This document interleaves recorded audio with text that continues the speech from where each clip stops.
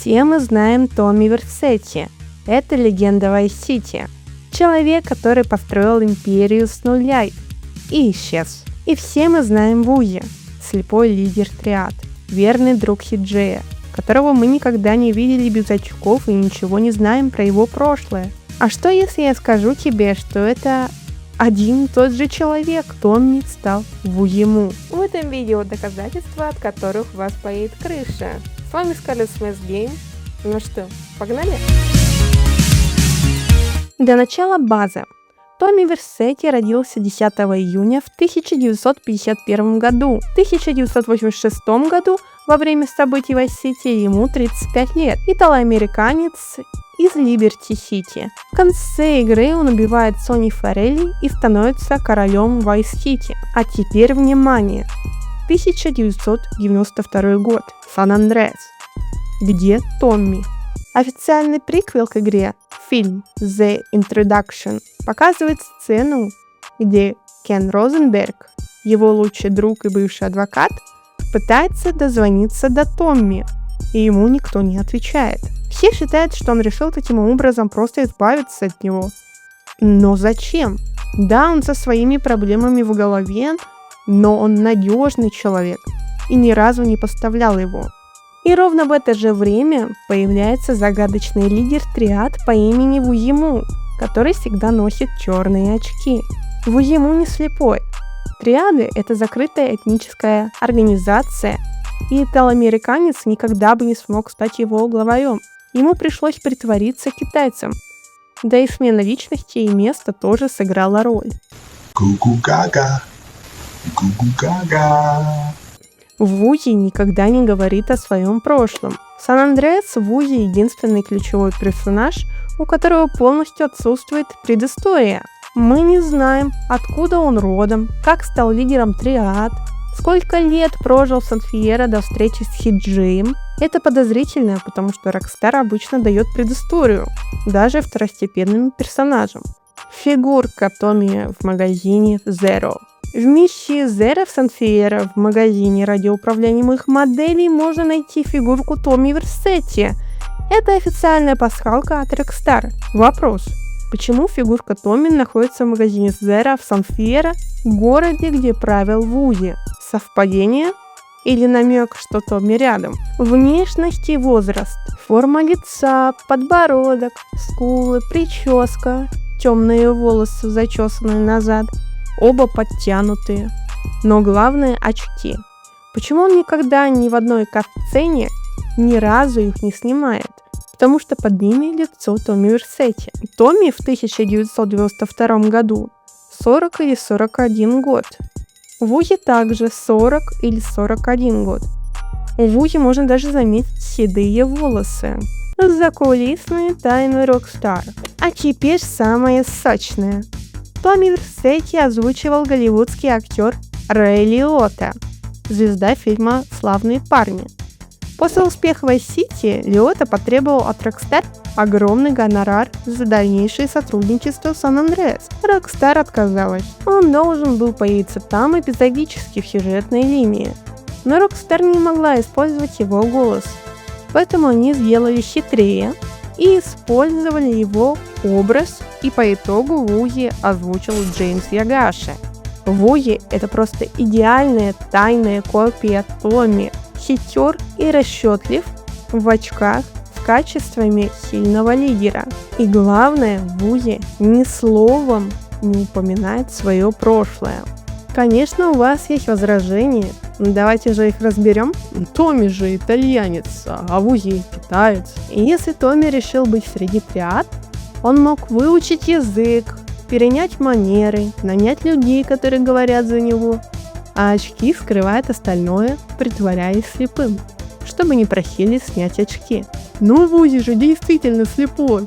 А что, если это часть легенды? Чтобы никто не смотрел ему в глаза. Это идеальная маскировка. Да, он натыкался на стены, наступал на своих же, но в некоторых кат-сценах он ведет себя как зрячий человек. Die low. Forgive me. I was too scared to fight. Tommy? В одной кат-сцене, играя с Си-Джеем в карты, Он забыл, что он слепой, когда он подглядывал в карте, и потом попросился Джея посмотреть. I'm a stick. What you got? How would I know? You tell me. Not good. Затем его помощник приносит проверить фишки на фальшивость. И Вузи сразу сказал, что они фальшивки. Boss, take a look at these two chips. One's a fake. That's amazing. You didn't even touch him. No, I just took a guess. Why else would he come in with 2 chips and sound so worried? You take a look. Oh yeah, the dragon on this got the sunglasses and a white stick. Insolent bastards! I'll make sure the cashiers are extra vigilant. It's obvious where these chips are coming from. The Sindako family owns a plastics factory across town. I'm gonna blow it to shit! Man, look, don't trip. I got you on this. Lost, mate, innit? All right, me old China. How's it hanging? What do you know about counterfeiting? Oh, I'm fine, Paul. How about you? Come here. Oh, all right. You're obviously a busy man. All I know about Dodgy Reddies is to try and supply the plates. Fuck. You know, They've got a shipping company down the docks. The boss man would know when the plates are coming in next. thanks, Paul. What's the matter with you, you maniac? I'm gonna blow it to shit! А момент, как он в первых миссиях с гонками водит машину совершенно один. В другой же гонке он съел с Каталиной. Будучи слепым, водить машину не то что водить, а участвовать в гонках и доехать до финиша без царапинки. Сомнительно, конечно. Something real strange about that dude, man. Be careful, CJ. For sure. А вместе с братвой с Облачной горы, где их ожидает засада, он наступает на своего прятавца. Но при этом, когда появился враг, он в ту же секунду направил оружие прямо на него. Он притворяется слепым. Вам так не кажется? Почему он не связался с Кеном Розенбергом? Он Томми, который начал жизнь с чистого листа. Если он начал бы общаться с Кеном, он спалился бы. Поэтому он делает вид, что не знает ни его, ни кого-либо из прошлого. И ни в одной катсцене нет моментов, где они бы встретились, потому что Кен его сразу узнает. Ни с Кеном, ни с Кентполом нет ни одной катсцены. Также, если проехаться по Лас-Вентурасу, то можно заметить вывески Канди Сакс, которая была порноактрисой в Вайс-Сити по аллее. И также можно заметить Михаила Боярского, точнее Эбери Каррингтона, также из Вайс-Сити, над другим казино. Скорее всего, он этим казино и владеет. В это же время Кен Розенберг сидит в управлении Калигулы, но Кен был лишь номинальной фигурой, пешкой Сальвадоры, которые поставили, чтобы мафиозные семьи не перегрызли друг другу глотки. Практически все из Вайс-Сити захватили Лас-Вентурас, и тут идеально бы вписался Томми Версетти. И если в Узи это Томми Версетти, то здесь просто потрясающая ирония судьбы. Кен Розенберг, его бывший адвокат и друг, работает в казино, которое в Узи и у Томми собираются ограбить.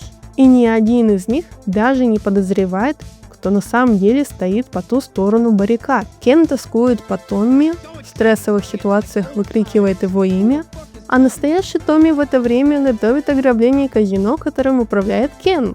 Но это просто драма. И я сейчас назову мощный аргумент, что ему это и есть Томми Версетти. Как мы помним, Томми не умел плавать. Если он попадал в воду, то сразу тонул. А ему в одной из миссий, играя с Хиджеем в приставку, заволновал вопрос к Хиджею, умеет ли он плавать. I need something taken care of. What? Hey man, quit trying to distract me. How are you in the water? What you mean? Can I swim? Yeah. Can you swim well? No, I can't. Shit! Man, damn! How you do that? А вот в другой миссии Вузи сказал Хиджею, что не умеет плавать. You trying to tell me you can't swim? Seriously, when I'm in the deep water, it panics me. Plus, I'm terrified of eels and squid and seaweed and... Okay, dude, see, I know you're just trying to make excuses now. Look, CJ, I need someone from outside the triad who I can trust. All right, so let me get this straight.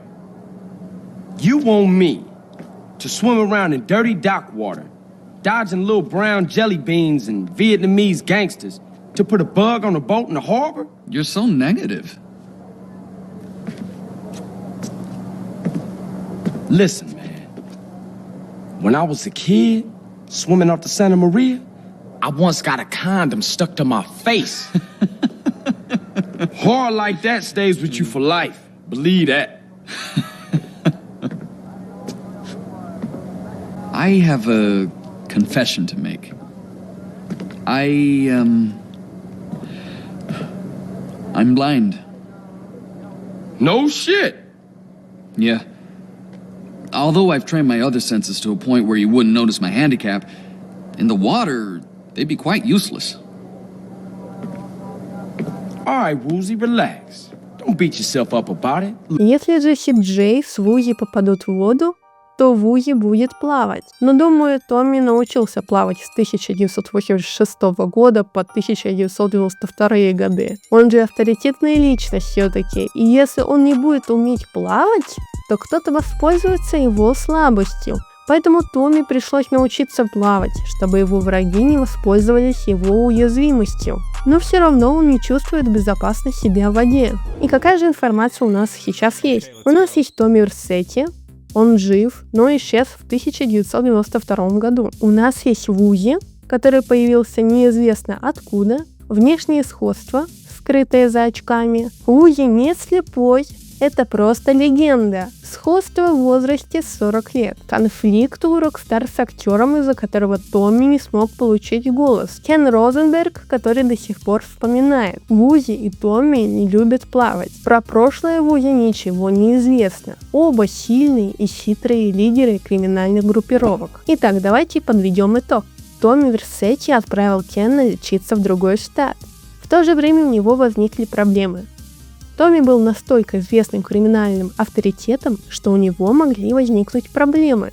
Первое – это после смерти Сони Форелли в 1986 году он стал врагом номер один для всей семьи Форелли. Второе – Марко Форелли, брат Сони, с 1986 года по 1992 год активно пытался расширить влияние семьи и мог охотиться на Томми. Третье – за его голову назначили награду, и копы его прижали. Поэтому ему не оставили выбора, и ему пришлось улететь из Вайс-Сити туда, где его не тронут. В Либерти-Сити это не вариант, так как его там очень хорошо знают, ведь там его и посадили на 15 лет за решетку. Верным вариантом оказался штат Сан-Андреас. И когда ему звонил Кен Розенберг, то он не мог ответить из-за того, что он уже не в Вайс-Сити. А те, кто ответил, могла быть вражеская банда, которая могла захватить особняк, и не смогла ответить на вопрос Кена. Томми пришлось сменить личность, и он решил притвориться слепым, надев очки, чтобы не светить своим лицом и не привлекать к себе внимания. Ему пришлось сменить имя. Теперь он не Томми Версетти, а Вузи Му. Идеальное убежище – это стать лидером триад, с которыми мафия Форелли даже не подумает связывать итало-американца. В реальной истории мафии были случаи, когда итало-американские гангстеры полностью меняли идентичность и вливались в другие этнические преступные группировки. Томми мог последовать по этому пути. Вузи со своими хитрыми и лидерскими качествами знал, что делать и кому примкнуть к Ранфале, который был главой триад.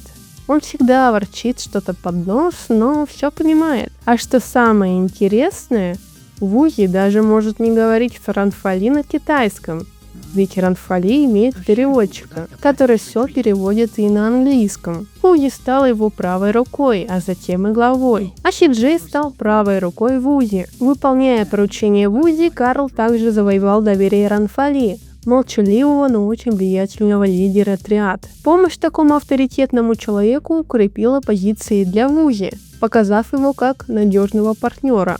После того, как все враги были повержены, Вузи упрочили свое положение. Они не только укрепили власть в Сан-Фьеро, но и расширили влияние в Лас-Вентурасе, открыв там собственное казино.